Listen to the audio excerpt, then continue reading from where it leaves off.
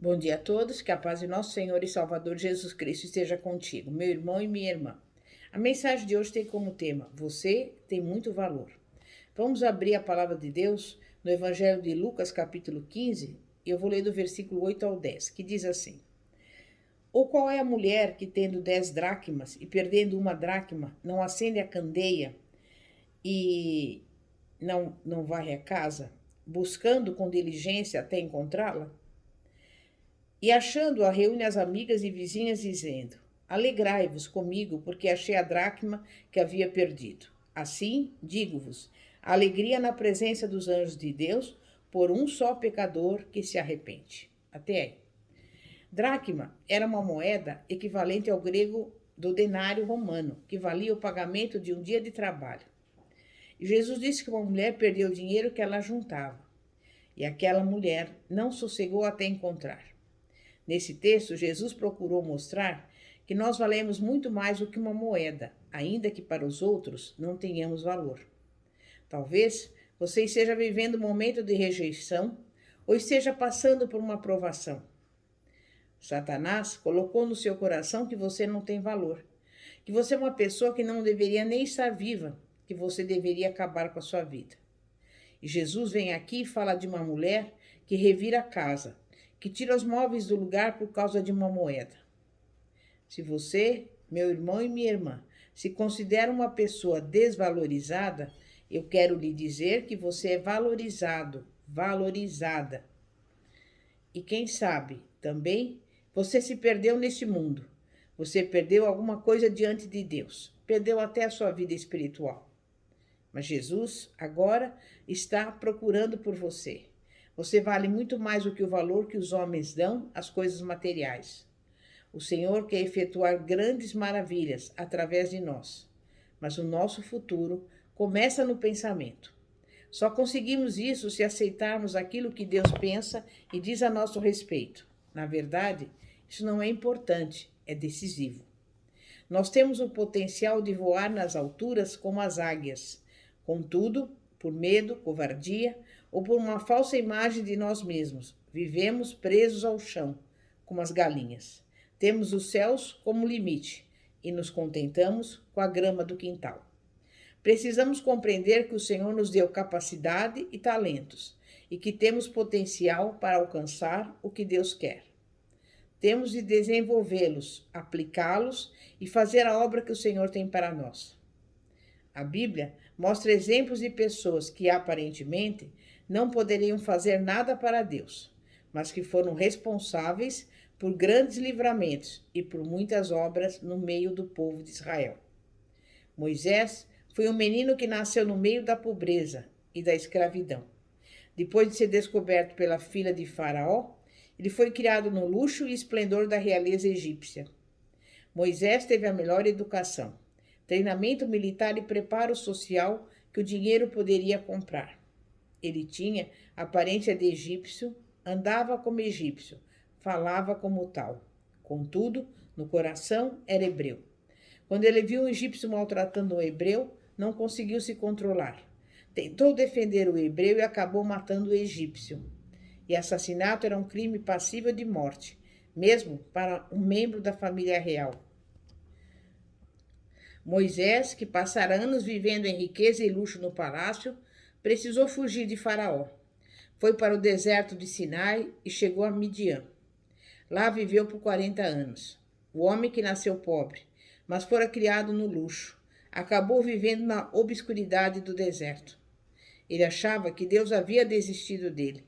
No entanto, o Senhor o preparava para ser um líder mais forte e eficiente no futuro. Depois de viver 40 anos no deserto, cuidando do rebanho do seu sogro, Moisés teve um encontro com Deus. Ele foi ao Monte Sinai e na encosta da montanha viu uma sarça que ardia em chamas, mas não se consumia. Aquele fato impressionou tanto que resolveu se aproximar para melhor examinar o fenômeno. Moisés não entendia por que aquilo estava acontecendo e então subiu ao monte para verificar o fenômeno mais de perto. A Bíblia relata que o Senhor apareceu a ele no meio do fogo da sarça e lhe disse: Certamente vi a aflição do meu povo que está no Egito e ouvi o seu clamor. Por isso, desci a fim de livrá-lo. Moisés ficou feliz ao ouvir aquelas palavras. Contudo, o que Deus lhe disse a seguir deixou-o apavorado. Vem, agora, e eu te enviarei a Faraó, para que tires o meu povo, os filhos de Israel, do Egito. Moisés apresentou algumas desculpas para não obedecer a essa ordem do Senhor. Nós também usamos as desculpas que Moisés apresentou. Talvez Deus tenha falado ao nosso coração e nós também damos as nossas desculpas. Mas Deus refutou todos os pretextos de Moisés. Deus sabia do potencial de Moisés e também ele sabe do nosso. Moisés enfrentou o poderio egípcio, libertou o povo do cativeiro, conduziu pelo deserto até a terra prometida. Ele recebeu os 10 mandamentos e foi o grande legislador de Israel. A Bíblia diz que nunca mais se levantou em Israel profeta algum como Moisés. Deuteronômio 34, versículo 10. Moisés, a partir de um novo relacionamento com Deus, encontrou um objetivo para sua existência e descobriu os recursos para realizá-lo. Ele experimentou a alegria de ser valioso e também a satisfação de ser usado pelo Senhor para abençoar outras pessoas. Do que precisamos para ter os nossos dias transformados como os de Moisés? O que nos falta para revolucionar o mundo ao nosso redor? Precisamos ver em nós o que o Senhor valoriza, um potencial enorme para realizar maravilhas em nome de Deus. Deixemos que Deus esteja em nossa vida, que controle os nossos passos e use os nossos recursos. Davi pôde dizer: a razão pela qual Deus me livrou de todos os inimigos, de todas as minhas dores e poderes do inferno, é porque sou precioso para Ele. O meu Deus se agrada de mim. O Senhor agrada-se dos que o temem e dos que esperam na sua misericórdia. Saber que você é precioso para Deus é a chave exata para a sua vitória em todas as batalhas que assolam a sua alma. É o segredo para entrar no descanso que Deus lhe prometeu. E enquanto não se apodera dela, enquanto ela não se tornar um alicerce de verdade no seu coração, você não será capaz de resistir ao que virá pela frente nesses tempos maus e perversos. Satanás tem convencido os cristãos de que só desapontaram a Deus e que nunca serão capazes de agradar ao Senhor. Então eles não aceitam o amor divino. Pelo contrário, vivem como se a ira de Deus estivesse sempre soprando sobre eles. E como deve ser doloroso para Deus ver os seus filhos vivendo dessa forma. Talvez você tenha crescido num lar sem amor ou carinho. Talvez sua mãe, pai ou familiares o tenham feito sentir que não valesse nada. Nunca se sentiu especial ou precioso para alguém em particular. Mas para Jesus, você sempre foi precioso. Não importa em que tipo de lar você viveu ou como eram seus pais. Nada disso se compara ao amor do seu Pai Celeste. Desde o dia em que você nasceu, você é especial para Deus. Você é precioso para Deus, apesar de todos os problemas e falhas.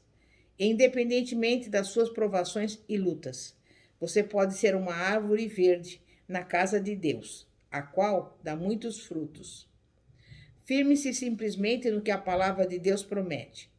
Salmo 18, 19. Trouxe-me para um lugar espaçoso, livrou-me porque tinha prazer em mim. E para que possamos assumir o nosso valor, devemos tomar algumas atitudes. Primeiro, despertar do sono da autodesvalorização. Se pensamos que não servimos para nada, enquanto estivermos preocupados com o que os outros pensam de nós, teremos muita dificuldade em amar o próximo e até mesmo a Deus. Em segundo lugar, devemos crer que somos a menina dos olhos de Deus. Davi nos deixou uma importante lição no versículo 8 do Salmo 17. Guarda-me como a menina dos olhos, esconde-me à sombra das tuas asas. O salmista desejava ser visto como realmente era. Depois disso, estava pronto para ver o Senhor face a face. Se olharmos bem perto nos olhos de alguém, vemos a nossa própria imagem. Isso significa que somos o centro da atenção divina e que podemos ver a nós mesmos como somos quando virmos a nós mesmos através dos olhos de Deus. O Senhor nos vê, nos conhece, cuida de nós e jamais nos abandonará. Seu amor ilimitado cura as nossas mágoas. Quando percebemos que somos a menina dos olhos de Deus, sentimos a graça divina. Vemos o nosso reflexo em seus olhos, não como a pessoa que temos sido, mas como um milagre que podemos vir a ser.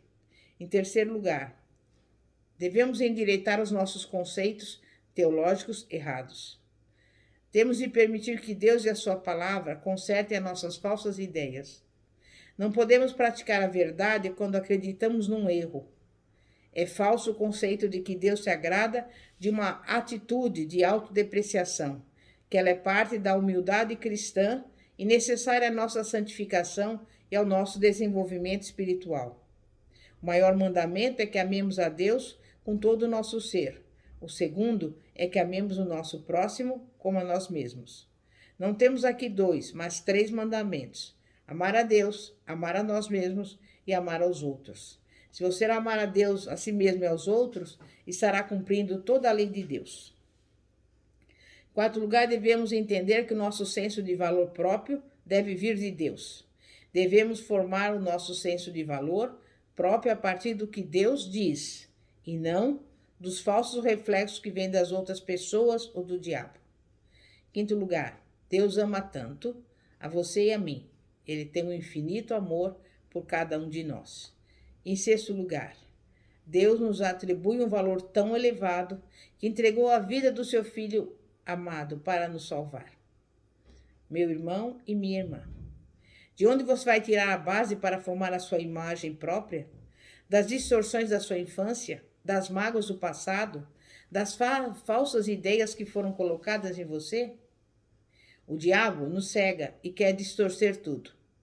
Vou escutar a opinião que Deus tem de mim. Vou deixar que ele me programe até que o bom conceito que ele tem de mim passe a ser o meu, atingindo o mais íntimo dos meus sentimentos. Que venhamos permitir que Deus nos ame e deixamos que ele nos ensine a nos amar a nós mesmos e amar os outros. Desejamos ser amados. Queremos que Deus nos ensine a nos amar a nós mesmos e amar os outros. Desejamos ser amados. Em nome de Jesus.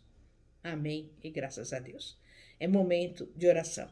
Santíssimo Deus e poderoso Pai, Pai de nosso Senhor e Salvador Jesus Cristo, obrigada, Senhor, porque Tu reviraste o mundo de cabeça para baixo para nos encontrar. O Senhor nos dá valor.